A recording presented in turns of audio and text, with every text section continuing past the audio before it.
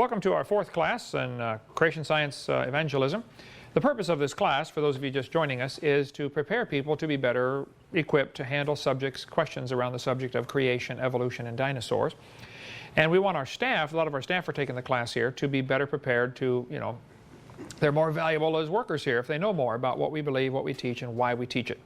And of course the object is to get everybody out teaching this. There needs to be thousands of people doing this, one of the goals. So we left off last week talking about the problems with our school system and teaching the kids they're an animal, and sure enough they act like animals and they can't seem to figure it out. Kids are taught today there are no absolutes. This is an extremely dangerous teaching in the school system about there are no absolutes. I was at the University of Wyoming night before last doing a debate up there in Laramie, Wyoming with my son Eric. He's flying back right now. We're doing any second actually. But the professor was a philosophy professor. And it's very, very common in philosophy classes at secular universities for the teacher to tell the kids, now there are no absolutes. Why would they teach them that? Well, if there are no absolutes, then you can't say that's wrong. Because it might be wrong for you, but it's not wrong for me. And therefore, you might think it's wrong to commit adultery, but I don't think it's wrong to commit adultery. So, it's a way of salving their conscience is what it is. Okay? To say there are no absolutes. First of all, you can't have a world without any absolutes. I had a professor one time tell me, he said, there are no absolutes. I said, are you absolutely sure? Of course, that blew his little brain, He said, you're tricking me. I said, no, it's a logical statement. How can you be absolutely sure there are no absolutes? The kid I mentioned, I think in here one time about senior in high school in Pennsylvania. I was speaking at a public school. Kid sat on the second row. He said, Mr. Hovind, I'm an atheist. He said, there's no God. I said, are you sure? He said, oh yeah, I'm sure.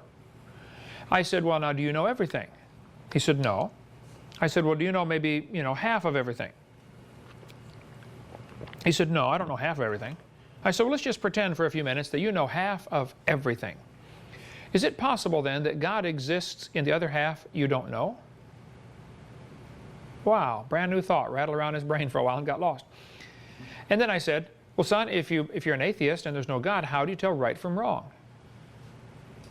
He said, well, I decide what's right and wrong. He said, I'm the God of my own universe. And I said, well, I'm glad to hear about that, son, because I'm going to shoot you in 5 minutes. He said, you can't do that. I said, well, sure I can. You see, I'm the God of my own universe, and I decided it's fine for me to shoot you. What's wrong with that logic? One guy I debated here recently said, well, we have a collective knowledge. We just intuitively know what's right and wrong. Everybody knows right and wrong. Oh, well, let's tell that to Osama bin Laden. He knows it's right to kill anybody who won't convert to be a Muslim. He knows that's right. Let's tell Adolf Hitler, because he knows it would be best if the world was all Aryan, and everybody else was destroyed. He knows that. Adolf Hitler honestly thought he was doing the world a favor by eliminating what he perceived as the inferiors. Is there an absolute standard someplace? Who decides right from wrong? Is this something Bill Clinton should decide? Does he have any idea what right and wrong is all about? Would be the question. Is this something, Saddam Hussein should decide? Where's the absolute standard? Thus saith the Lord is mentioned in the Bible 413 times. Now that's absolute. See, the Christians have an absolute standard. Suppose I said to you guys doing construction around here, I said, John, we're going to build a building over here, but I'm going to give everybody a different tape measure. On your tape measure, this is an inch. Now, Kevin, on your tape measure, this is an inch. Okay, and on Nathan, your tape measure, this is an inch. So, how's that building going to look? It's going to be a royal mess, isn't it? You have to have a standard. America has the National Bureau of Standards. They keep a standard meter, a stick made out of some kind of special metal. I'm sure it cost a bunch of money because the government paid for it, we paid for it. And they've got this thing in an air-conditioned case that is temperature controlled and humidity controlled and pressure controlled, because they don't want it to change at all. So we all know what the standard is. It is so critical to have a standard of measurement, a standard of weights, a standard of volumes. How big is a gallon? Well, there's an absolute standard for a gallon or a liter in metric system, or the meter or the foot or the inch. There has to be a standard. You have to have that, and you have to have that in morals too. So where in evolution theory, where is the standard for determining right and wrong? Some people say, well, if it doesn't hurt anybody, it's right or wrong. Had a kid tell me that at a college a few weeks ago. I was having a debate there, and he says, well, he said, I'm living with my girlfriend here, and we don't see anything wrong with it. So therefore, it's okay. I said, well, does her dad see anything wrong with it? Do her brothers see anything wrong with it? You know, sure, you may not see anything wrong with it, but what about her grandfather? Would he see anything wrong with it? You know, have you really searched this out? Where's the standard for determining right and wrong? Thus saith the Lord. And the Lord said in Leviticus, ye shall not make any cuttings in your flesh, nor print any marks upon you.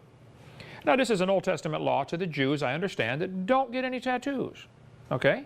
And I haven't gotten any. Some people, we got 8 or 10 people on our staff that have them, okay? I don't say you got to go cut your arm off because you got a tattoo, but God says don't do it. The point is, there's a standard.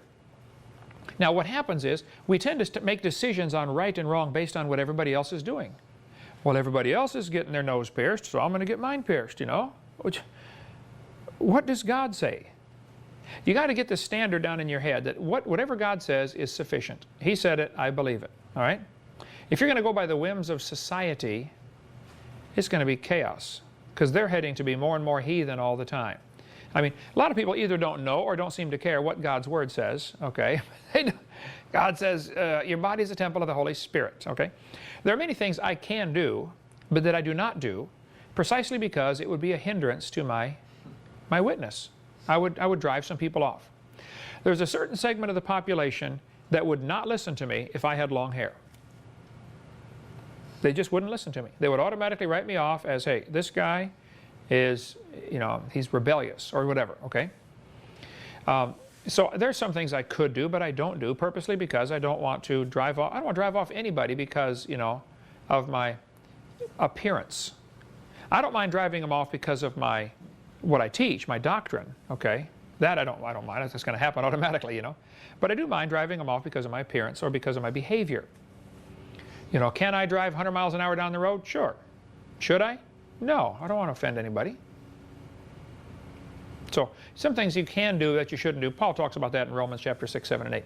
Okay, so where's the standard for right and wrong? And I go into my seminar part 1 here about how so many teachers just blindly follow the textbooks. They never realize they can teach creation if they want. There has never been a law against teaching creation. Now, later on, much later on, we'll be getting into what can you do in a public school, but I'll give you just a quick synopsis here. Here's the basic history. American school system, and we'll have all this is in our one-room schoolhouse opening up here pretty soon. American school system is pretty interesting. In the early days of the public school system in America, students were taught the Bible. They memorized Bible verses. They had preachers come in and preach. They had chapels in public schools. For 100 years, they had that, okay? Did you have preachers come preach at your school when you were in school, Diane? Yeah, I did. We read the Bible every morning over the PA system and then had prayer. Public school, Pleasant Hill Grade School, East Peoria, Illinois. Okay? Mid-60s, though, they kind of all just dropped all of a sudden when, you know, evolution hit the textbooks. We covered that earlier. But so, nothing wrong with teaching creation in a public school. Never has been a law against it. In 1920s, evolution began to get into the curriculum more and more.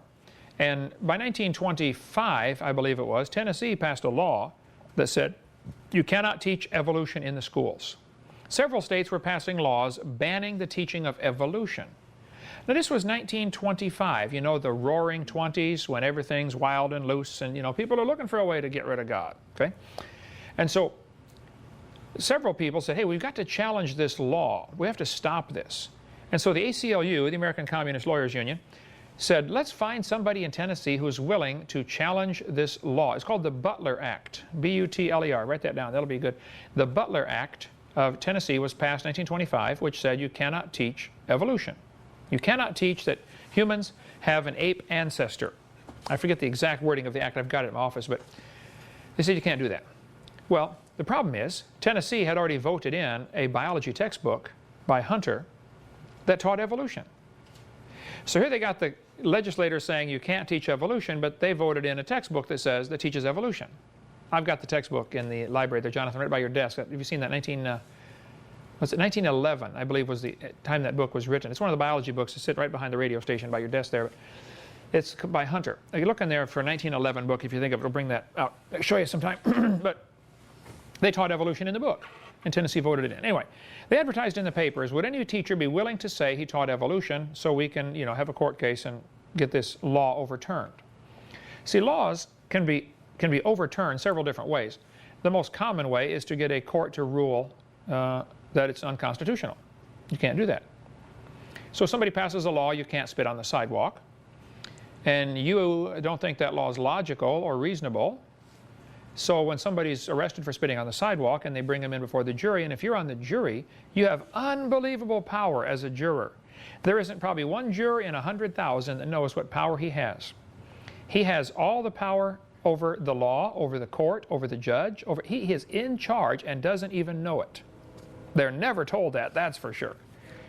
So the guy's called in, he's going to be a juror, and they call up all the evidence that there's a law right here, statute number 4729 says you can't spit on the sidewalk. Here we got George here. Here's the videotape. Watch him, folks. Watch him spit on the sidewalk. Sure enough, he spits on the sidewalk. See, we caught him in the act. We've got it on videotape, and we got 5 witnesses, and they call in the witnesses and say, did George spit on the sidewalk? Yep, I saw him, and his time was, and they all agree he's guilty. But you as a juror think the law is stupid. The question is not, did he spit on the sidewalk? I mean, it's obvious he spit on the sidewalk. The question is the law constitutional? So you as a juror can say, not guilty. Your not guilty vote, and of course the rest of the jurors are going to say, what do you mean not guilty? What? And they're going to try to, berate you into voting their way, because they want to go home. I don't want to deliberate on this for 6 days. Come on, let's go home. Why are you holding out on this? Because, guys, this is the purpose of a jury. We are judging not only whether he's guilty, we're judging whether the law is any good. And this law is no good. So I'm voting not guilty. Now you can take as many revotes as you want, but I'm not changing my mind. And they're eventually going to come back out, and the jury foreman is going to say, Your Honor, we find the defendant not guilty. And everybody's going to go, what? And you're all going to go home. The Butler Act, the ACLU wanted to do that. They wanted to get somebody convicted of teaching evolution because the law says you can't teach evolution. And then they wanted to make fun of Christians because of this. And they wanted to take this all the way to the Supreme Court and say, see, you can teach evolution. Because keep in mind, in 1925, there wasn't much evolution in the textbooks. There wasn't much evolution at the university level even. But they were trying to get it into the schools, and sure enough, they did. And Tennessee said you can't teach evolution. So they had the court case, the famous Scopes monkey trial. John T. Scopes was a PE teacher. John T. Scopes, S-C-O-P-E-S. He answered the ad, and he met with some of the ACLU lawyers at the drugstore there in Dayton, Tennessee, a little sleepy town north of Knoxville, about 90 miles. And he said, guys, I'm a PE teacher, and I don't get into evolution at all in my class, but I did substitute one day for biology class because the teacher was gone or sick or something. So I was the substitute biology teacher, and we had a study hall. So we didn't teach any evolution, but I will claim that I did, if that will help you. And I think they paid him to do that. I don't remember what the deal was. I got the details in the office. But, they paid him to be the witness, And so John T. Scopes said, yep, I taught evolution, and they had a big court trial in Dayton, Tennessee. July 1925, boiling hot in the auditorium, crammed with people from all over the country. People came from other countries, actually, to see this trial. And they were worried the courthouse was going to collapse. It was so full of people. So they finally, and it was hot, boiling hot, so they finally met outside. This is days before air conditioning. Tennessee is hot, in July. So they met outside, they held court out there. And after 10 days of trial, the ACLU tried everything to bring in evidence for evolution. They wanted to bring in, Piltdown Man and all the latest finds of evolution. And the judge says, well, no, forget it. None of the evidence for evolution is going to be allowed because that's not what's on trial. The question is, did he break the law? Simple. The law says you can't do it. Did he do it? And so finally he was found guilty of breaking the law. The teacher was John T. Scopes. The famous vice presidential candidate, William Jennings Bryant, defended the law and the creationist position. Now, he did a lousy job on a couple of things. He did not take what's called the young earth creationist position. William Jennings Bryant said, I don't know how old the earth is. He said, the age of rocks doesn't concern me, the rock of ages concerns me. Well, that's a cute answer, but boy, oh boy, did that open the door for, you know, them to make fun of him. And papers all over the country were carrying stories about this trial. I mean, it was up to the minute, you know, news wires going out all over the place. Oh, wow, here's how the trial's going in Dayton, Tennessee. They called it Monkey Town. The atheists and the ACLUs tried everything to make the Christians look bad. But the Christians in that town were very sweet and kind to the visitors coming in. It was just they were just treated them like royalty. Even the atheists, they're treated like royalty. But you can get a movie that shows in almost all the public schools today called Inherit the Wind. Has anybody ever seen or heard of that movie, Inherit the Wind? It shows almost every year in almost every public school. Some class will be showing that movie. The movie was made by, and Spencer Tracy's the main actor in the 1950s version. The whole purpose of the movie was to make fun of Christianity. There's an article on our website called, just type in Scopes, S-C-O-P-E-S, and it'll call up an 8-page article by a guy who did years of research on the differences between the movie and the real trial. Unbelievable thing. They changed all sorts of things. You know how Hollywood, if they're going to have a preacher in a movie, it'll be some wild-eyed, fanatical preacher holding an axe that's blood dripping off it because he just killed somebody. You know what I'm talking about? They do everything they can to make the Christians look bad. You know? That's what they did with this movie, Inherit the Wind. And if they're going to show that movie at your school, you better object to that. And you can make 100 copies of that little 8-page article and pass it out to every kid. So the kids are going to say, wait, teacher, they're lying to us. This movie, they're lying. And they are. They're absolutely lying. But now, if you're an evolutionist and there is no God, how can something be a lie? You know, like Pilate said to Jesus, what is truth? Well, he didn't know. Neither does Bill Clinton. Neither do many evolutionists. You know, what is truth? That's a good question. If evolution is a fact, how do you tell right from wrong on any topic? But anyway, that we'll cover more on this, what happened in the school system. But in 1925, the teacher was found guilty and fined $100 for breaking the law. He did teach evolution. Here's your $100 fine. Well, that was the minimum the law called for. The minimum fine was $100. So the judge said he gave him the minimum, $100. Now, there was a little technicality on how this was all done, and so they appealed it, and on appeal, the fine was overturned. He did not have to pay the fine. He was still found guilty of teaching evolution. And it remained illegal to teach evolution in many states until 1968. In 1968, the last law banning evolution was overturned by the court system, and so now it is okay to teach evolution. There has never been a trial on to say you cannot teach creation. That has never happened. 2 states, Arkansas first in 1980, I believe, and then Louisiana in 1987, those 2 states passed laws requiring that creation be taught. Requiring. Big difference. The court said, no, no, no, you cannot require creation be taught. We didn't say you couldn't teach it, we just said it can't be mandatory. There's a good Impact article. By the way, if you don't get the Impact articles, they're free from Institute for Creation Research. I would recommend you contact them on their website, icr.org, and say, hey, would you put me on your mailing list? And every month you get a new one of these. They're up to number 380 something now, I believe, one a month, so that's, you know, 380 months worth. They've been doing it since 1970s. They're 10 cents a piece, just little 1-page articles. They're powerful. You could order all of the back issues for like $38. Okay, and get a whole, I got them in the library if you want to come check ours out. But they cover every topic you can imagine. But this one, Impact article number 196, was from October. Can't read the date there. Is that 1990? 1989. Okay, October of '89. They have an article about, hey, you can teach creation. You can teach creation science in a classroom. Everybody's worried about, oh, the ACLU said you can't teach creation in the classroom. Yes, you can. But here's what happens. The ACLU has learned all they have to do is threaten to sue a school, and the school will back down. Now, the fact is, they would lose the lawsuit. If they sued a teacher for teaching evolution, or for teaching creation, I'm sorry, they would lose. But see, the school principal looks at this and says, oh, no, a lawsuit from the ACLU is going to cost us millions of dollars to defend ourselves. So the principal is going to call in the teachers and say, look, you can't talk about creation, because we are afraid of a lawsuit from the ACLU. Now the teacher's got a problem. The court says they can teach it, the law says they can teach it, the Bible says they should teach it, and now their boss says they can't. What are they going to do? They're probably not going to teach it. Now fortunately, many thousands of teachers go ahead anyway. They've learned what kids learn early in life. There's a lesson kids learn real early. Adults kind of forget it as they go along, but it's easier to get forgiveness than permission. Don't ask, hey, can I teach creation? Don't ask. Just do it, okay? Can I show Hovind's tapes in my class? Don't ask that. Just do it. Plug in the tape and the kids are home saying, wow, guess what we learned in school today, you know? Dinosaurs lived with man. And then some dad's going to call the teacher and say, what are you showing my kid, you know? Well, I didn't know there was anything wrong with it. You know, duh. What's the problem? And you can always respond with questions, you know, instead of real answers. Like Jesus responded with a question, you know, when they ask him, you know, is it lawful to pay Caesar? Oh, whose picture's on this? He's asking them a question back. You got to learn to do that. It's called, demur, traverse and demur. Somebody asks you a question, you respond with a question.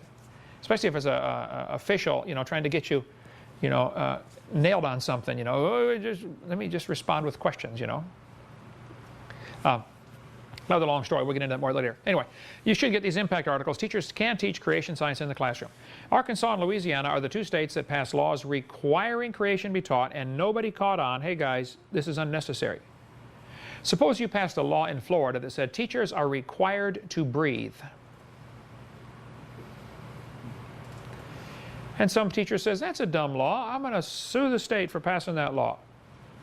Well, the courts would agree with you. You can't make a law that says you're required to breathe. Now, you probably ought to breathe, and you probably will if we leave you alone, okay? But you can't say you're required to. And they didn't say you can't teach creation. They never said that. They just said you cannot be required to teach it. That's all. Stephen Gould, who's an evolutionist, he's a creationist now because he died, because he knows better, but he was an evolutionist at Harvard University. He hated creationists. I tried to get him to, you know, talk to me, or I tried to witness to him. I sent him my videotapes. I went up there to see him, and he was gone, but his secretary let me in his office and said, oh, there's my videotape sitting right behind his desk. So I hope he saw him. I don't know, but when he died, with my tape sitting on his shelf in his library at Harvard University. But Stephen Gould said after the verdict from the court ruled the Louisiana law is unconstitutional because the Louisiana law required they teach creation.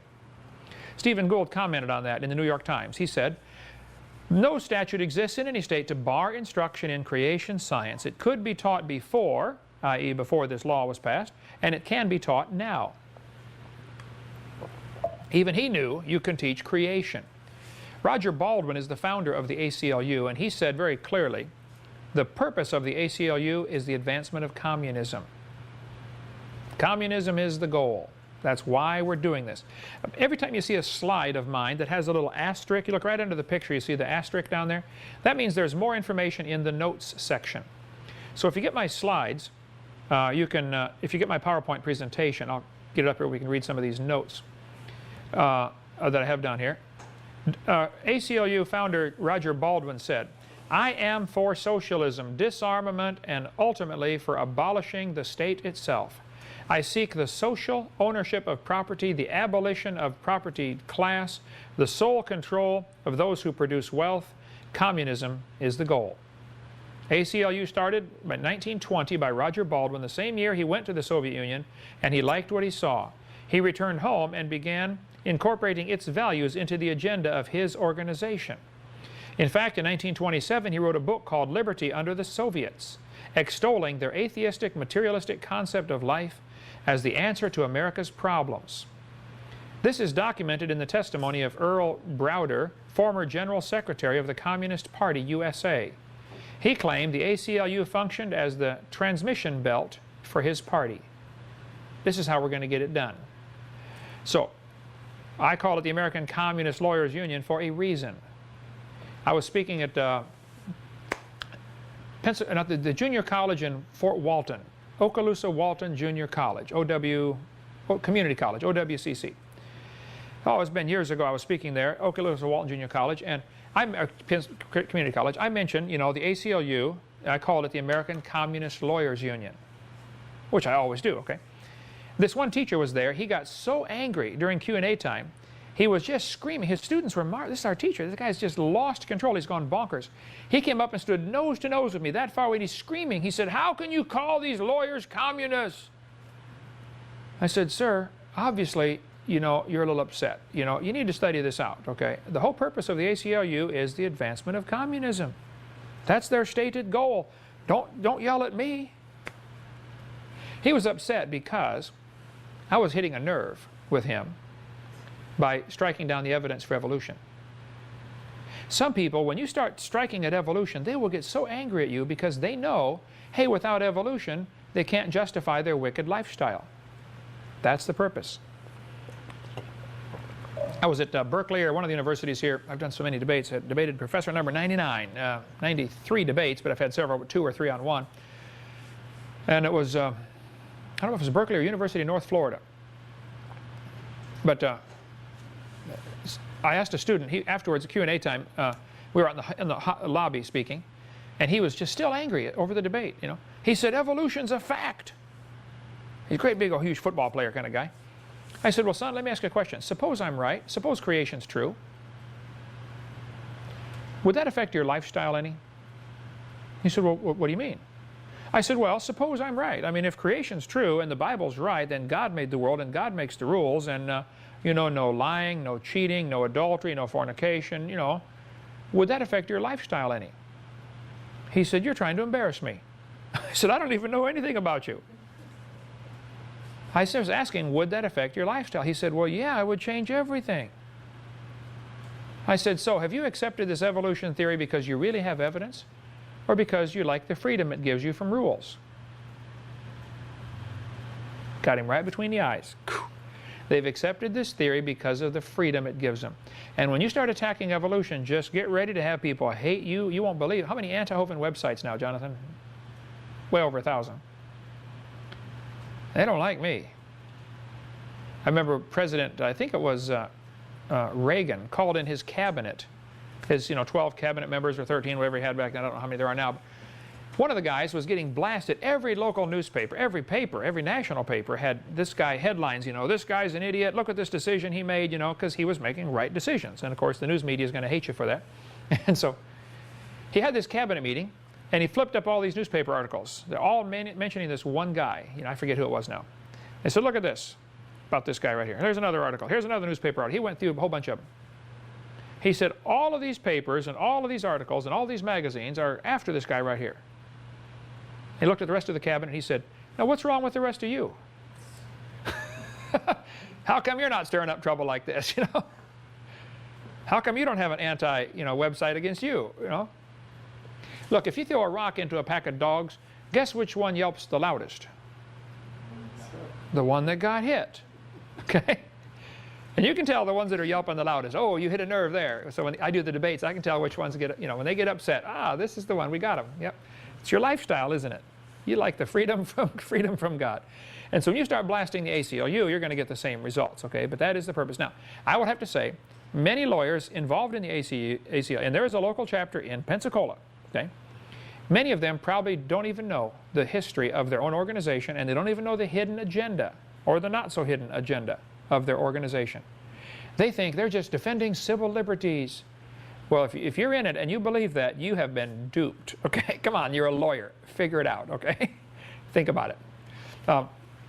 American Communist Lawyers Union is what it is. Now, if a teacher gets up in front of their class and teaches the kids evolution, if they teach them, and millions do, if they say, kid, listen to me carefully, you started off like some kind of slime, and you slowly evolved to a human. Or quickly if you're from Harvard, okay? Any teacher that teaches that better stop and think for a minute. You need to understand, what you're teaching is destroying the faith of some kid. You might have some kid in your class who believes the Bible, and you are destroying his faith. And of course the teachers might say, well, that's what I intend to do. Okay, that's fine. You can do whatever you want, but you better read what Jesus had to say about you. Matthew 18:6. Whoso shall offend one of these little ones which believe in me, it were better for him that a millstone were hanged about his neck and he were drowned in the depth of the sea. Anybody that teaches that junk is in serious trouble when they stand before God. James 3 said, my brethren, be not many masters, meaning teachers, knowing we shall receive the greater condemnation. I take what I do very seriously because of that verse. I speak over 900 times a year now on creation. See, today, 1, 2, it's only my 3rd time today. Okay? But I speak 900 times a year. I teach a lot of people, so I take it very serious. I'm going to be judged severely because what I teach influences other people. I try very hard to be right. I study, I read, I mean, I want to be right. Not because I want to say I'm right, because I'm going to answer to God someday. You know, the Bible says, to whom much is given, much required. God gave us in America freedom. I mean, you could have been in China, you know, or Soviet Union, or you could have been born in some country where it's, you know, 90% Muslim and they enslave the Christians. They actually put chains on them and enslave them.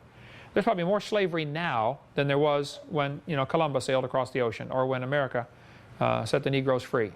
There's slavery, it's unbelievable slavery happening right now in Muslim countries. The Muslims have a slogan they use. They say, when you're in a country and if you're in the minority, you know, just be nice, be sweet, be kind, you know, and have lots of kids. We're going to take over this country by outpopulating the world. And they do, 8 or 9 kids per family. Their slogan is, if you're in the minority, you're a lamb. If you're in the majority, you're a lion.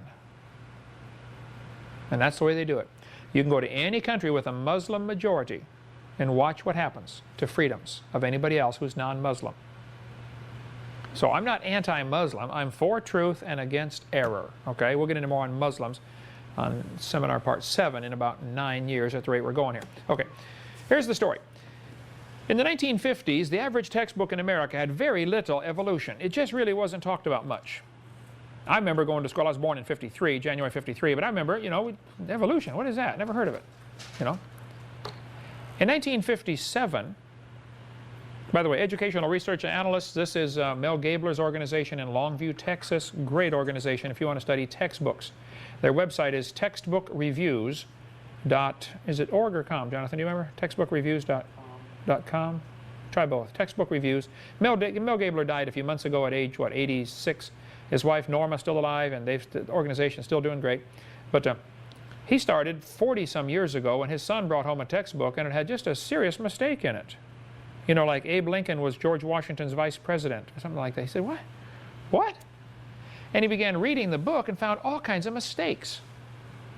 And so he and his wife just, you know, over the next, I don't know how long it took them to get full time, but they devoted their entire life to reviewing textbooks, finding mistakes. Unbelievable mistakes. One of them had the equator going through Florida. And I saw the picture of it. So, you know, dumb stuff. Historical goofs that are just incredible. And they have a review of almost every textbook written in the last 40 years. They work on a donation basis. You know, send them $50 or $100 and say, hey, look, send me the review of this textbook, and they'll give it to you. They'll probably do it for free. They would do it for free, but send them something. The textbook reviews got started back 42 years ago, whatever, about the time evolution became a popular theory. Because they found all kinds of mistakes. Not only did they find mistakes, they found just bold-faced lies that are being used to support the evolution theory. And they're still probably the organization that textbook publishers fear most. They are scared stiff of this Mel Gabler's organization, the Educational Research Analysts. These are his numbers, okay? After reviewing thousands of textbooks, how many words are devoted to evolution in each textbook? In the 1950s, almost nothing. A couple thousand words. 1957, the Russians beat us in the space race by launching Sputnik. You guys probably old enough to remember that when the Americans panicked. The Russians are ahead in the space race. Wow, there's going to be nuclear war. The sky is falling. I mean, Life magazine ran articles, how you can survive fallout. In case of a nuclear war, how you can survive. They said the Soviets are ahead of us in science because they're teaching evolution. What does evolution have to do with putting up a satellite? What does evolution have to do with any scientific advancement? I've asked people all over, can you name one scientific advancement we have because of this evolution theory? Just name one. Never had anybody name one. They say, well, modern medicine would fall apart without evolution. Oh, that's a bunch of baloney. There isn't a doctor on the planet that cares about evolution while he's operating on somebody. Quite the opposite. I mean, when he cuts them open, he expects to know generally where the appendix is. You know, it's pretty much the same on everybody, right? Okay. Wow, his appendix is up by his left ear. What happened here? He must be evolving. No, it's always going to be halfway from the ilium to the belly button. You're right in that neighborhood somewhere, okay? It's always going to be there. So they said, you can survive fallout. And people built bomb shelters. There were articles in magazines how to build a bomb shelter. I remember distinctly as about a 10-year-old kid, my dad sitting down with the whole family discussing the possibility of nuclear war. 1963. 62, 63 in there. He said, kids, there's a possibility, you know, we're going to have nuclear war. The Soviets are so far ahead of us in science, and we may have to build a bomb shelter. And my dad was quite the builder, always building stuff. We built several houses as a family, the kids and I, and dad and the kids together. And we had serious plans to build a bomb shelter in East Peoria, Illinois. And probably several hundred people in our city did. And they stocked it with fresh water supplies and fresh food and, you know, batteries and flashlights. I mean, they had whole lists in the paper. Don't forget to bring this and this and this, and, you know, it was incredible. It was scary because people were scared, oh, wow, the Soviets are ahead in science. And the excuse was they're ahead because they teach evolution. In 1959, it was the 100-year anniversary of Darwin's book being published. Now, I have said in my previous seminars, and I found out it's wrong, okay, so I'm going to correct it here right now. They did not publish a 1959 anniversary edition that we can find. If you can find one, let me know. But I have said, in the 100-year anniversary edition of Darwin's book, you know, Arthur Keith said blah, blah, blah. That is not correct. It's true Arthur Keith said that, but it's not true he said it there, okay? Apparently nobody's been able to find a 100-year anniversary edition of Darwin's book. But it was the 100th anniversary of Darwin's book. So but there wasn't an edition published then, as far as anybody can find. But in 1959, President Eisenhower asked Congress for $1 billion for the Department of Health, Education, and Welfare, New American Education Fund, for the promotion and publication of the new science of evolution. $10.5 million was given to the National Science Foundation for the new 9-part theme curriculum teaching evolution. The NSF provided the Biological Sciences Curriculum Study, BSCS. And it was full of BS, I can assure you. I have one of the books in our library if you want to come and look in the science books in there in the early 60s. And by the way, the BSCS, I don't know if they're still publishing this year, but for years they published textbooks on evolution, on biology, that were consistently the most packed with evolution. No other books that I have in my library have more evolution than the BSCS series. Okay? Biological Sciences Curriculum Study.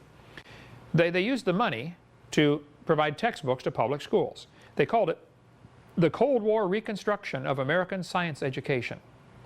If you want to get more on this topic of what happened in the 1959, 60, 61, 62 era, you can call Bob Fry, frysci@aol.com. Bob Fry lives in Minnesota, near Minneapolis. He's a good friend of mine, and he speaks on creation. And his field of expertise, like I speak on dinosaurs and creation, he just focuses in on education and is really, really knowledgeable on the subject. So tell Bob I said hi. But frysci@aol.com, you can get a hold of Mr. Fry and say, because he's one who sent me this information in this book right here. Well, there's plenty of other people who speak on this topic, but what happened?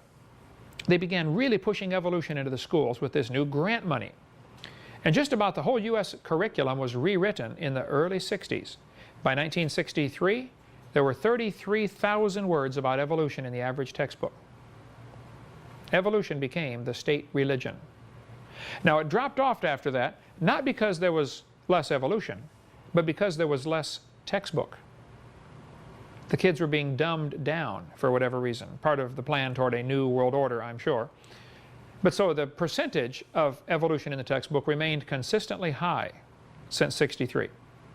In 1963, Madalyn Murray O'Hair pushed real hard to get prayer taken out of our schools, and she got it. This was an amazing story. You ought to read this story by her son, William Murray, who wrote the illegitimate son, William Murray. He's an evangelist, travels around, preaches. He wrote a book called My Life Without God. You should read his life story, what it was like growing up as the son of Madalyn Murray O'Hair. Okay?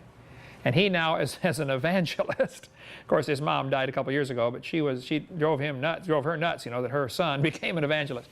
What happened was he was going to school in Baltimore, Maryland. In 9th grade, the mother had wanted to go be a Soviet citizen. She hated America. She was a communist. She was an atheist, and they just weren't friendly to atheists over here, so she's going to go to the Soviet Union. So she applied for Soviet citizenship. She actually moved, her and the 2 illegitimate kids she had, to France, waiting for, you know, can I come into Russia? I want to be a Russian. I want to be a Soviet. They wrote her back and said, we have reviewed your history of your jobs, and you've had quite a few jobs, most of which you have been fired from or have, got mad at the boss and quit. You don't have a good work record, and you don't understand. Soviet Union, you don't work over here, you don't eat. So we don't think you would fit in here, and no, your Soviet citizenship is denied. Madeline Murray O'Hare. She came back to Baltimore, and she's all upset, she's mad and mad at the world, and she's spent her whole life mad at everybody. And her son is in 9th grade now at this high school in Baltimore. She was late bringing him to class, and she walked into school, a few minutes late to bring her son to class one day, and she heard them saying the Pledge of Allegiance over the PA system. I pledge allegiance to the flag, one nation under God. And she said, do they say that every day here? He said, oh yes, Mom, wait till you see what's coming next. And after the pledge, guess what? They had prayer over the PA system in the school. And she hit the ceiling, all 300 pounds of her. She was so angry.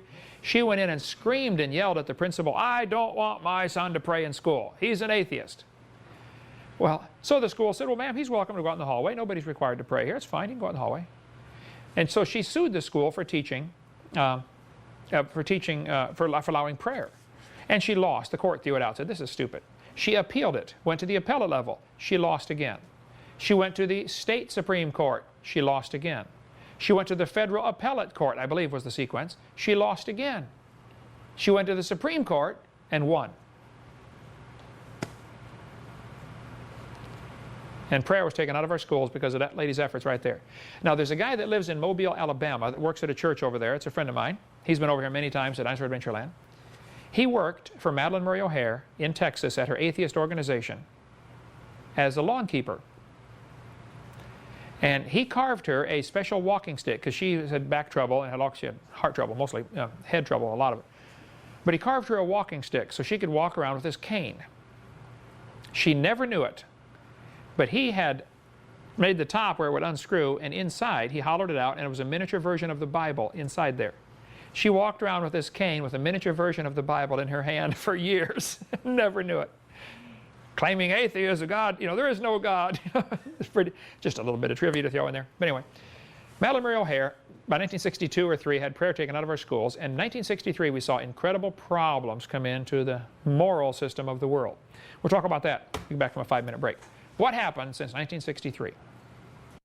Let's take up where we left off here before the break about what's happened since 1963. These are what we're going to cover now is what's called a moral indicator. How do you tell if a country's having trouble? Well, you can look at your own personal bank account and see some indicators that, wow, I'm in trouble. The balance keeps dropping every month. Or, my outgo exceeds my income. Or, there are indicators that you're going to have trouble if you don't do something to stop it. There are some moral indicators you can look at to say, wow, what's happening? We're going to have some problems here if we don't put a stop to this. Since 1963, the percentage of teenage girls having sex before marriage has grown incredibly. Okay? Not realizing, see, they're following Hollywood's lie that, oh, you're missing out on all the fun. I had this pressure when I was a kid, all my buddies in school are talking about all the girls they've been with, and they're all bragging in the locker room. Well, I said, look, I'm just going to save myself from marriage. And it's interesting. I went for my 30th high school reunion a couple of years ago, and all the guys that were bragging about all the women they had are now divorced 3 times and paying alimony all over the country. And I've been married 32 wonderful years and got a gorgeous wife, and my kids live right next to me, and all my grandkids come visit Grandpa all the time, and I'll take what I've got over what they've got any day. Just don't listen to Hollywood. They don't have a clue. But what happened, once you start teaching kids in the early 60s, hey, we're just an animal, we evolved from an animal. Well, what do you expect? Now, there may be several other things involved in this great rise. Okay, I'm not saying evolution is the only cause of it, but the teaching of evolution certainly is a major cause of what we're about to show you. Some people have argued, well, that's when color television became popular. Okay, well, you want to blame color TV for this? I suppose you can, but I don't know, okay. Some people say that's when the birth control pill came out. Now there you might be onto something. Okay, maybe the birth control pill does have a factor because people think, well, hey, we can have sex if I get, I won't get pregnant because I got this pill to take. Okay, maybe that was it. 1963, though, was when we also saw a great rise in sexually transmitted diseases. Now this is for 10 to 14-year-old kids. 1963, we saw a great rise in unwed birth rates. Again, for 10 to 14-year-olds, there's been a 550% increase in pregnancies. Why the different numbers? Well, the 100% is the increase in actual live birth rates. The 500% is the pregnancy, so the difference there are those being aborted.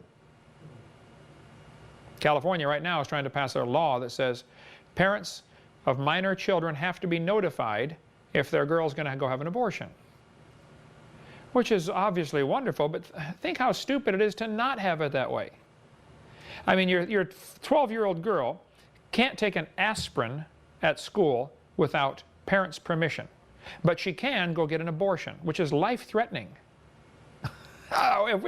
Can we possibly be that stupid in this country to allow such a thing? The number of out-of-wedlock births, illegitimate children, fatherless, raised in a fatherless home, has increased incredibly. Now, over a third of all the kids born at the hospital are born to a couple not married. In the black community, it's close to 60%.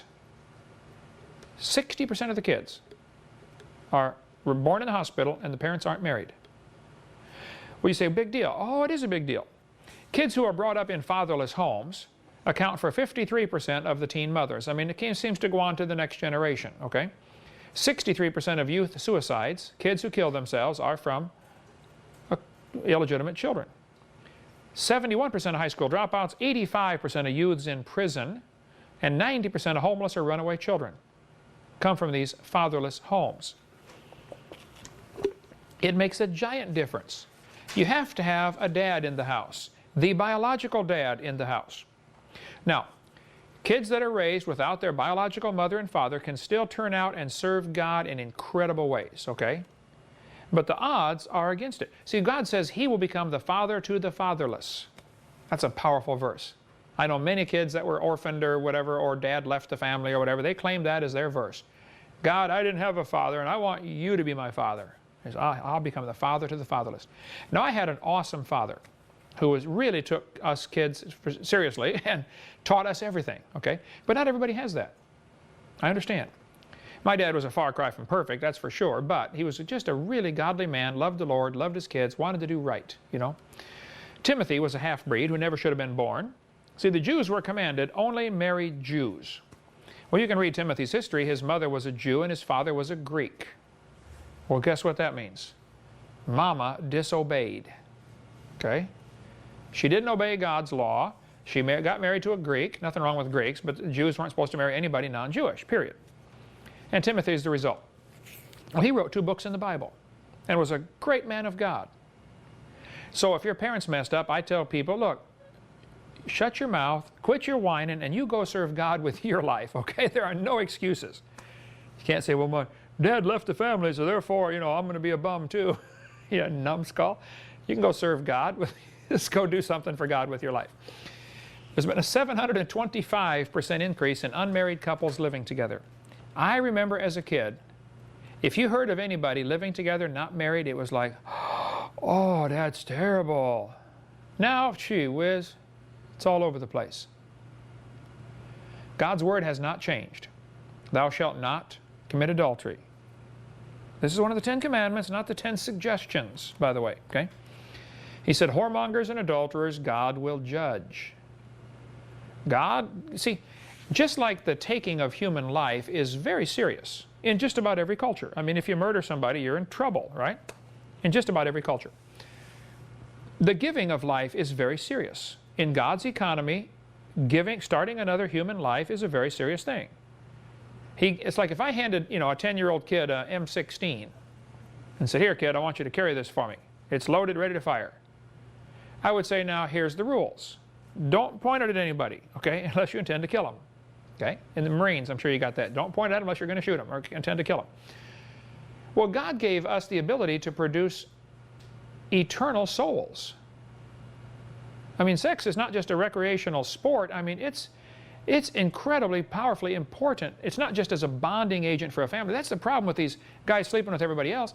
They're not going to have any bonding with their wife. They're not going to have a good wife.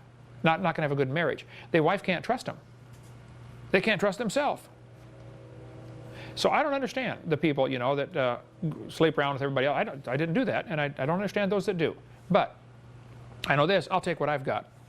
After 32 years of marriage to the same woman, I'll take that any day over what they've got. All their bragging in high school, now they're not bragging. Now they're hurting every month when they pay that alimony check, okay? God said, whoremongers and adulterers, God will judge. Hebrews 13. By the way, that same passage says, marriage is honorable in all and the bed undefiled. But whoremongers and adulterers, God will judge. Matthew 5, Jesus said, I say unto you that whosoever looketh on a woman to lust after her hath committed adultery with her already in his heart. Not just actual adultery, but even looking and lusting. And I say in my seminar, look, ladies, that's why it's important how you dress. God designed the system pretty simple. The man looks at the woman's body, gets excited, and that causes the whole process of starting making children, okay? That's the way it works. I mean, it works that way in all the animal kingdom too. So, if you're not in business, don't advertise, all right? And I don't know, here we are in Pensacola, you know, you go down to the beach and it's bear season all year long out there. Well, just because there's water and sand doesn't mean you can take off most of your clothes, okay? I don't understand. Well, I'm at the beach. Lady, you got less on than you do for underwear normally. I mean, if you were walking down the mall like this, you'd be embarrassed. But now there's water and sand and you're not embarrassed. Are you dumb in any other area? You know? Well, I just want to attract them. Well, you're attracting them all right, but it's not the kind of attention you want. And see, those women that attract people with their body, what are they going to do when they don't have a good body? What are they going to do when they're sick? What are they going to do when they're old? The husband's going to leave them for somebody else. So if you attract them with your body, well, then you're going to lose them when you don't have that body. Attract them with your Christian spirit, okay? You love them for who they are, the real person, okay? That's another long story. Divorce rates have gone absolutely nuts in our country until the early 80s when it began to drop off. Well, why did it drop off? Because they just weren't getting married. Therefore, you don't need a divorce. I remember the slogan, they say, we know the cause of divorce, it's marriage. Well, duh. So therefore, don't get married. You know, average length of marriages in America now is 7.2 years, as of 1998, a couple years ago. 50% of first marriages end in divorce. 68% of second marriages end in divorce. The grass is not greener on the other side of the fence, guys. It's artificial turf, okay? Or they have a huge water bill. It's just not greener. Keep that first wife and just work out the problems, all right? Jonathan getting married in 31 days, okay? Just say, this is it. 30 days, okay. For better or for worse. My daughter and I talked yesterday. I said, she's been married 5 years now. And Paul, he said, cancer had just incredible expenses. You know, they've been to the chemo, the bill they had at the hospital, MD Anderson Hospital, was $100 and some $1,000, you know. Unreal, for 1 month, you know. $20,000 in Mexico to get the Laetrile treatments, and they're going back again Monday for more Laetrile treatments in Mexico. Just, I mean, not only no work for 4 months, but incredible bills, okay? I said, well, Marlissa, I remember, you know, I led you in the vows myself, and you said, for better, for worse. She said, yeah, I sure did, Dad. We've had some of the worst. I said, yeah, everybody gets that. My wife and I lost our first 3 kids. We got 6 kids, 3 in here, 3 here, and 3 in heaven. We know about the better or worse stuff, okay? Some people have it worse than that, believe me, okay? But that's why people look at marriage as just, you know, oh, I don't like that one, I'll get another one. We've lost our Christian principles in many areas, and this divorce rates is a moral indicator that we're losing something in our country. I mean, back in the, you know, early part of the century, man, you get married, that's it. There's just no question. You're stuck for life. They asked Mrs. Rice. John R. Rice was a great preacher, you know. His brother Bill Rice started the Bill Rice Ranch, and John R. Rice wrote many, many books, had 6 daughters. Great, great preacher years ago. They asked Mrs. Rice, they said, Mrs. Rice, did you ever think about divorce? She'd been married like 60 years. She was at a women's conference, and Mrs. Rice said, divorce? No, I never thought about that. I thought about murder a couple times, but never thought about divorce. That was her answer. I can understand that too, real well, okay? Child abuse since 1963 has increased 2,300% since evolution became a popular theory. After all, if kids are just animals and parents are just animals, and the animal kingdom, I mean, sometimes, you know, animals abuse their children or kill them. Hamsters, the daddy hamster, I used to raise hamsters, man, you get the dad in there by mistake, he'll eat the babies. His own babies, he'll eat them. So, Grizzly bears, they'll kill babies, you know.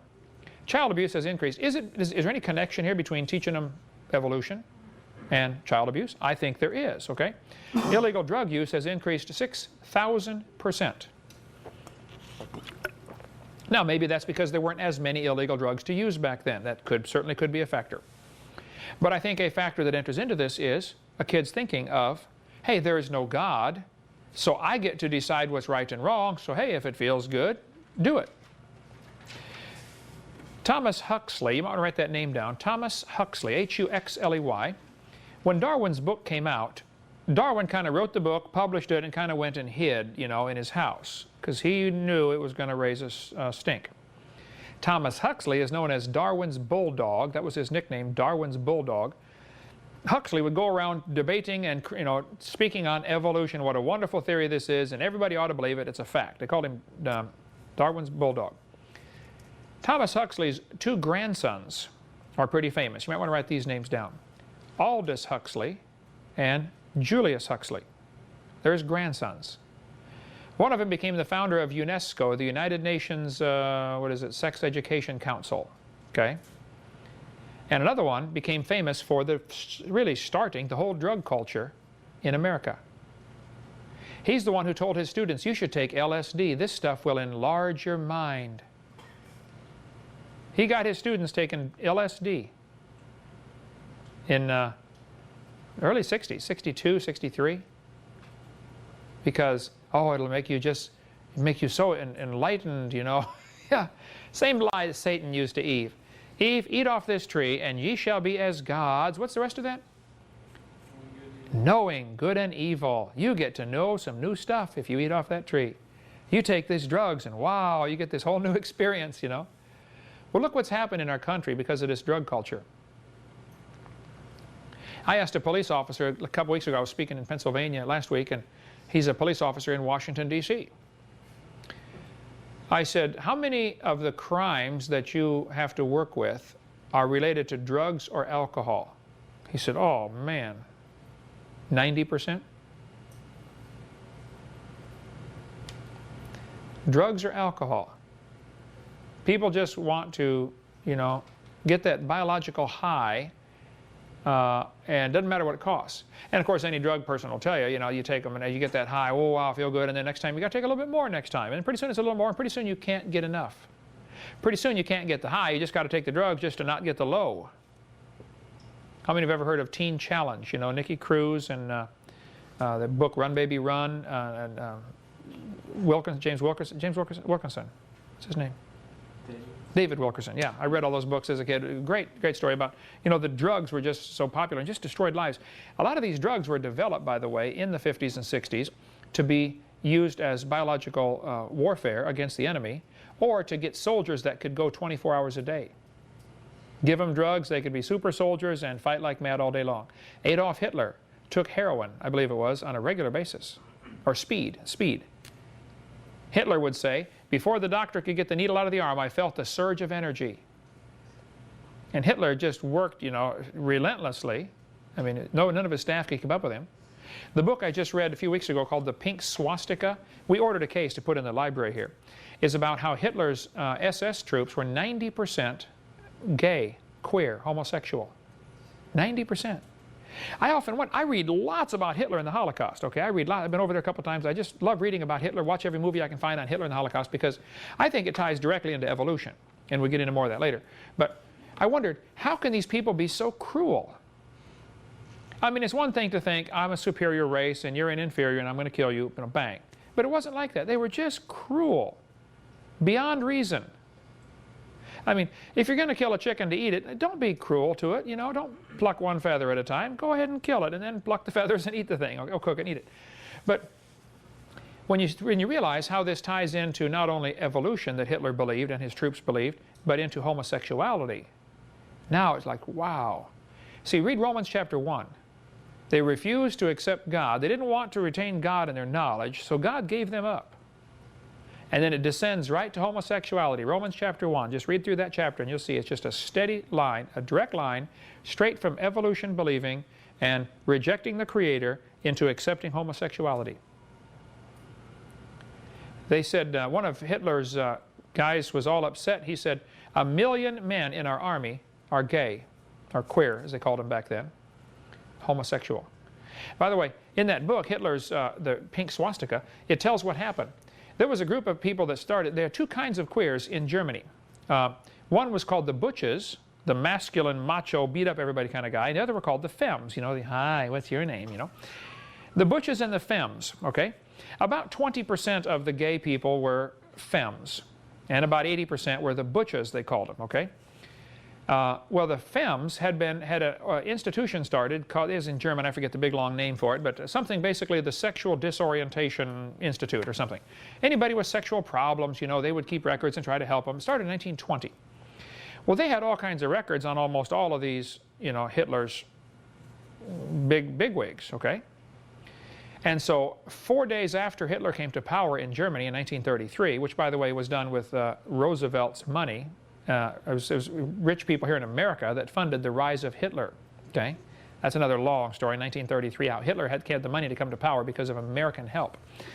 Hitler was, in 1938, I believe, Time Magazine's Man of the Year.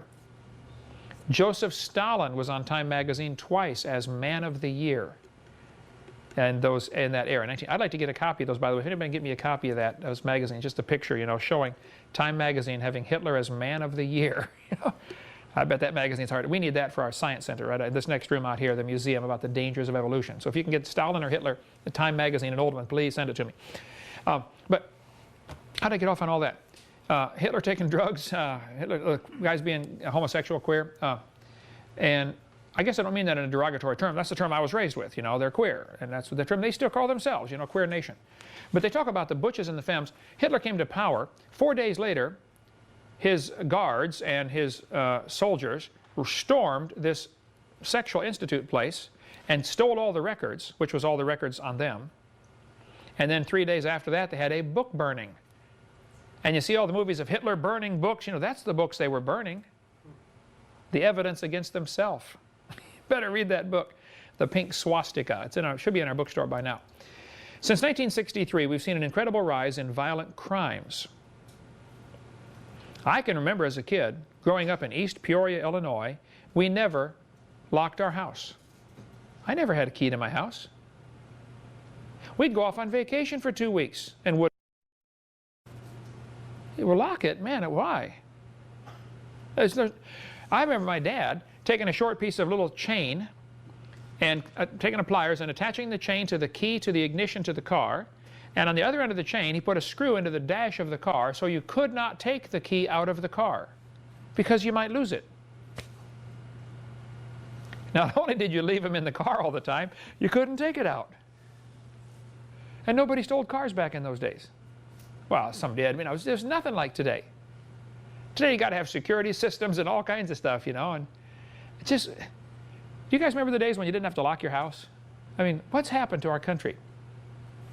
Some of you young kids say, what? Of course you lock your house. It's normal, you know. It hasn't always been this way. Violent crimes increased nearly 1,000%. I remember you'd go to the high school, and average high school would have a loaded rifle, or the pickups in the parking lot would have loaded rifles in the backyard. I mean, in the back window. I was just in Wyoming yesterday, and they said, oh yeah, that was common back, 30 years ago. Every kid brought his pickup truck to school and loaded rifles in the back, and they're going to go hunting after school. Of course you got your rifle with you. Nobody got shot in school. Columbine High School was just one of 20 shootings we've had in the last few years in America. I've got a list of all of the shootings, how many were killed. Over 230 students have been killed in public schools. I went to Jonesboro, Arkansas, to the prison there and visited the 2 boys who shot everybody in Jonesboro. I sat and talked with them for hours. The 9-year-old kid, I don't think has a clue. He's just, to him, it's just a video game, Something moves, bam, shoot it, The 12-year-old or 13-year-old, whatever he was, is going to, when he gets out at age 18, they're going to let him out. They can't keep him.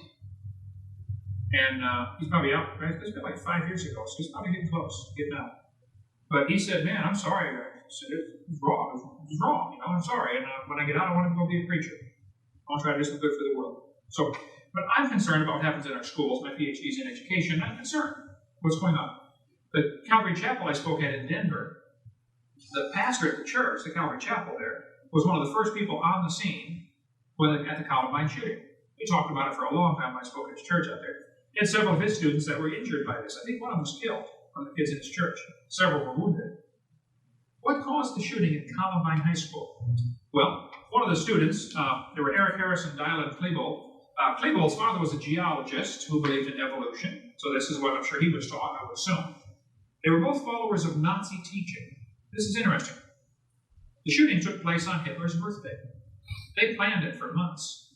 We're going to go in on Hitler's birthday as an honorarium to our Führer. They wore a T-shirt that said "Serial Killer." Klebold did. Eric's T-shirt said "Natural Selection." Where'd you get that? They went up to Cassie and Rachel and said, "Are you a Christian?" "Yes." Bam! Shot him in the face. Hated Christianity.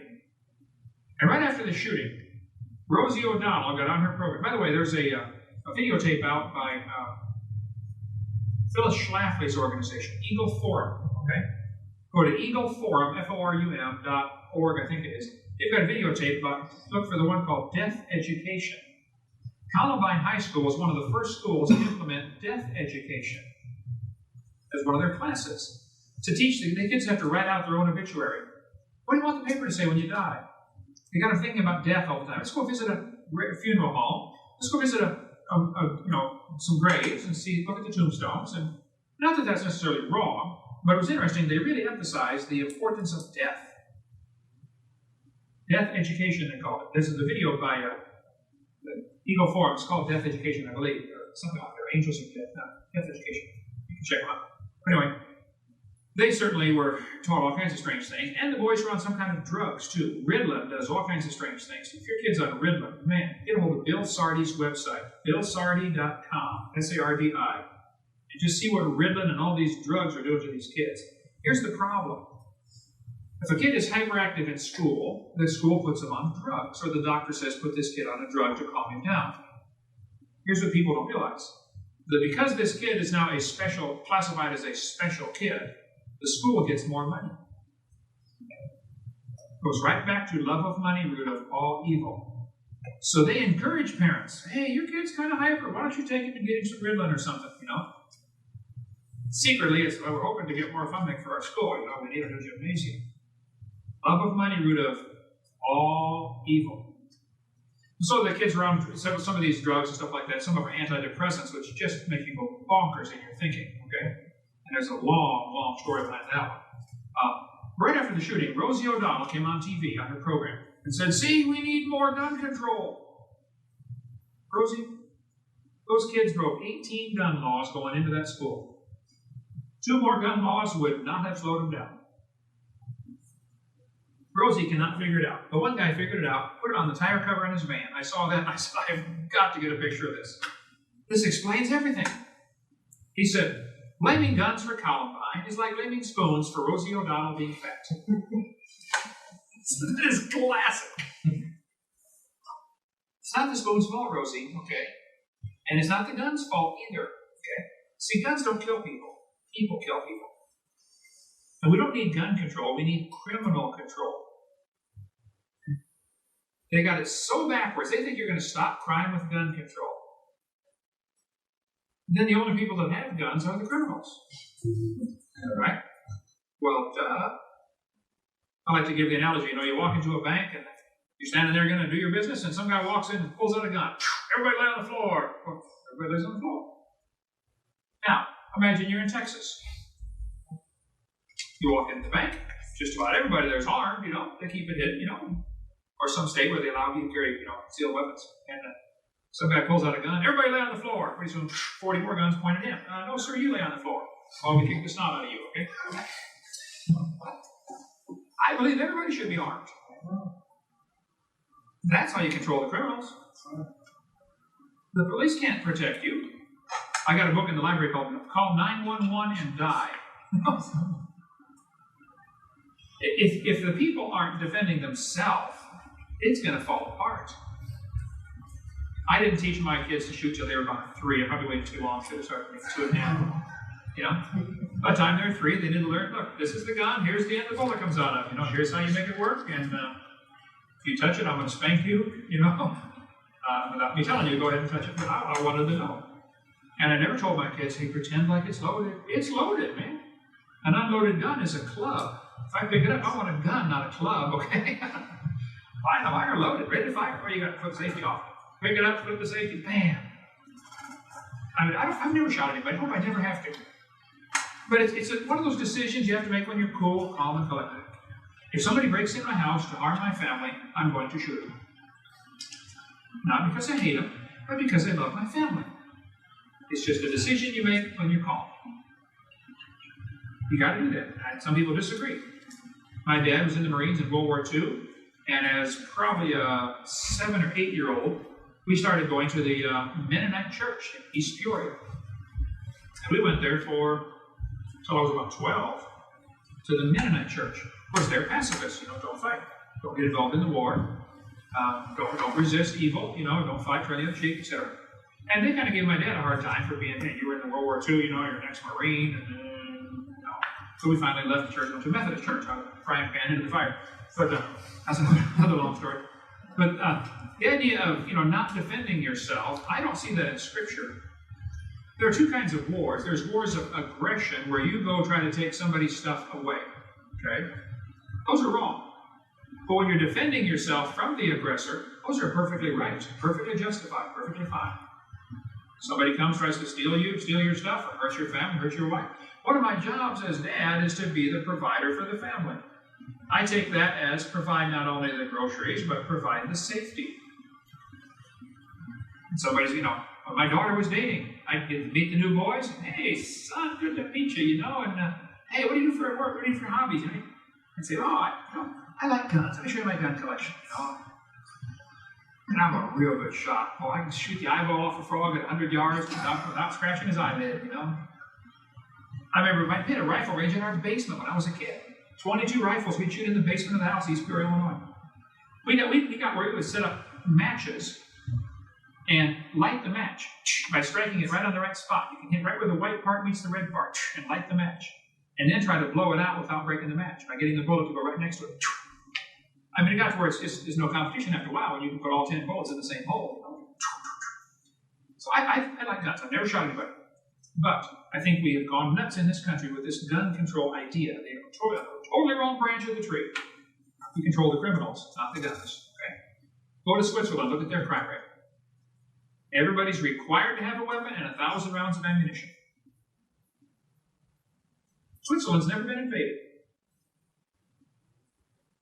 Now, maybe that's because they got mountains around them, but maybe that's not the reason, okay? SAT scores have plummeted since 1963. This is the Scholastic Aptitude Test, is what it stands for, SAT. This is a test the kids take to get into college. The college wants to see this score. How smart are you? Do we want you in our college, If we bring in a bunch of dummies, we're going to have whole new classes for bonehead English and bonehead math, and we don't want to do that, And we want our name, Harvard, to have some meaning to it, So you just can't come here unless you score a certain score on the SAT or college entrance placement exam or something. Well, twice in the last 40 years, they have dumbed down the test. They did it in the late 70s. They made the test dumber, made the answers easier. Notice the score went back up a little bit in the early 80s. They had dumbed down the test. They dumbed it down again in 1995. It's in the Chicago Tribune. SATs get dumber. New scores will be higher, but the standards are lower. So what does that mean? That means the test is becoming meaningless. I've got someplace in my computer, Jonathan. Did you see that? I think I'm going to give it to Daniel. The 8th grade graduation test from 1890. Has anybody ever seen any of those old tests from the 1800s? To graduate from 8th grade, they had to take a test that probably most college graduates today could not pass. And the questions they asked, name all the parts of speech and give an example of how to use them in a sentence.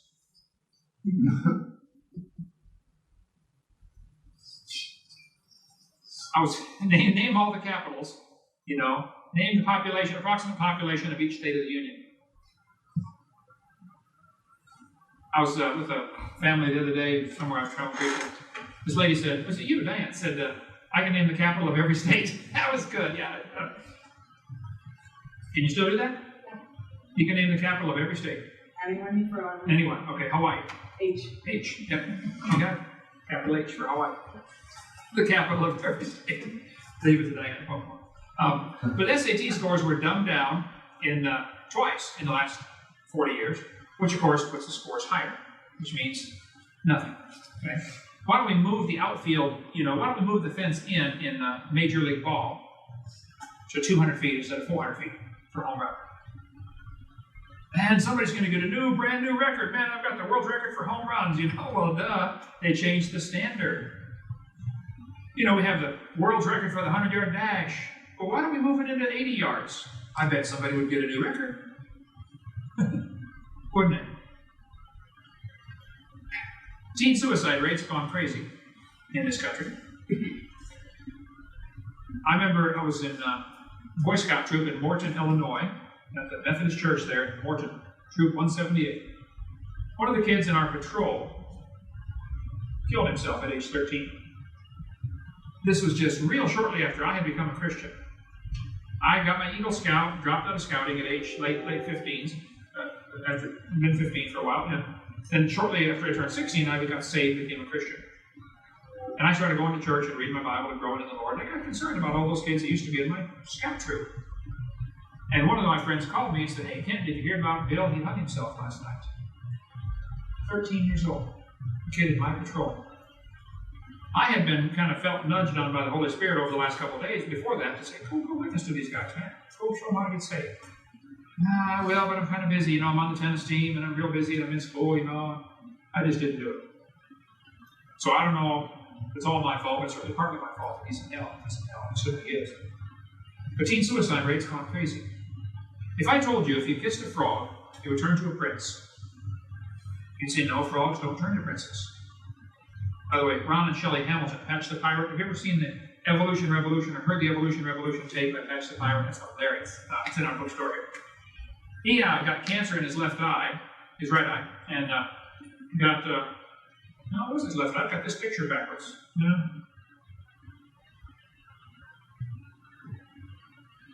That could be his right eye. He got cancer in his eye.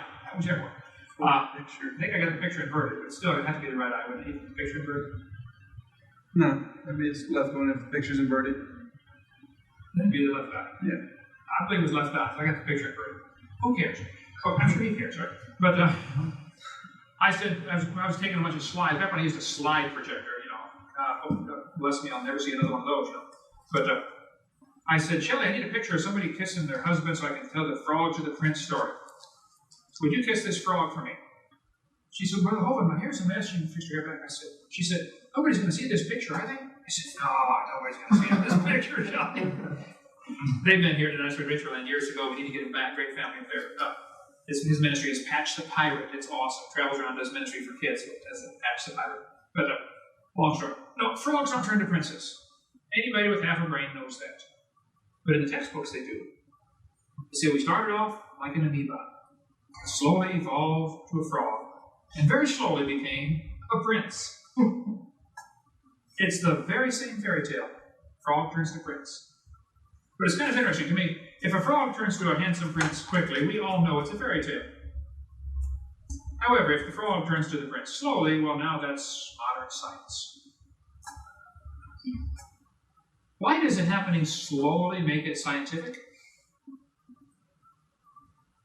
I mean, if a man zooms through the air, flying across the room, you say, wow, that's amazing, Star Trek kind of stuff. But what if you walk slowly through the air? Does that make it any less miraculous? No, frogs don't turn to princes quickly or slowly. It doesn't happen. It's a fairy tale. Either way, it's a fairy tale. What they've got now is a new magic ingredient. Instead of a kiss, no, that won't do it. You have to have billions and billions of years. Here's what happens. The human mind cannot comprehend giant numbers or giant quantities. Your brain shuts off. So if somebody says, 18 million years ago, click, you can't comprehend that. 18 million, how much is that? I don't know. Your brain won't hold it. So what they've done, to make the evolution theory seem reasonable and logical, they've hidden it in millions and billions of years ago. somehow now, it's, oh wow, maybe it could happen. If you roll 2 dice, what's the chances of getting a 12? 1 out of 12. Right? You got 1 chance out of 12 of getting a 12. 2 sixes. Okay? Suppose I gave you 2 dice and told you I want you to roll these for billions of years. Now, what's your chances of getting a 13?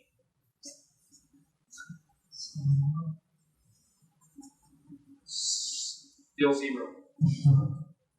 Actually, way before the billions of years is up, you're going to wear out them dice, and you're going to wear out your hand, and get tired of playing this game, and you're going to go and do something else, okay? They said, well, if a monkey would type on a typewriter, he might eventually type out, Genesis chapter 1. Now, the monkey would get tired of typing on the typewriter. Who's going to put the paper in there? Who's going to fix the typewriter? Who's going to feed that monkey? It's not going to work, okay? We'll get into more of that later. So, billions of years is now the magic ingredient. This textbook says, 4th grade textbook. You look about dinosaurs, boys and girls, shows them a dinosaur and says, this is billions of years ago, clues left by the dinosaurs. Billions of years ago. I spoke at a public school, I forget where I was now, but there's 300 first graders. I remember that. Huge school, there were 300 first graders. I got all these first graders in the room, and try that sometime, speak to 300 first graders. I held up a dinosaur, and I said, boys and girls, when did dinosaurs live? Instantly. I mean, it wasn't a microsecond till all of them shouted out in unison, millions of years ago. Now, these kids can barely read, okay? How is it that Satan has gotten across his message to kids before they can even read? Where has the Christian emphasis been? Didn't Moses tell us in the book of Deuteronomy, you're supposed to speak about the scriptures and read it to your kids when they lay down, when they sit down, when they stand up, when they enter the house, when they leave the house? Be constantly talking about God's word and scriptures. Drive this into the heart of your kids. We failed. But Satan has not failed. He has done his job. He has driven into the heart of the kids. Dinosaurs lived millions of years ago. And we here at Dinosaur Adventureland are going to try to counteract that as best we can. Because it's not true. It's one of those brainwashing things kids have gone through. And I'm sorry, it happened, okay? I didn't do it, but I was influenced by it. I loved dinosaurs as a kid. I remember reading all the books about dinosaurs, and I just read that stuff and soak it right in. And then I became a Christian at 16 and said, wow, something's different here. What I'm reading in this Bible is different than what I've been taught all my life. How can I reconcile this? For more information on other materials offered by Creation Science Evangelism, call us at 850-479-DINO.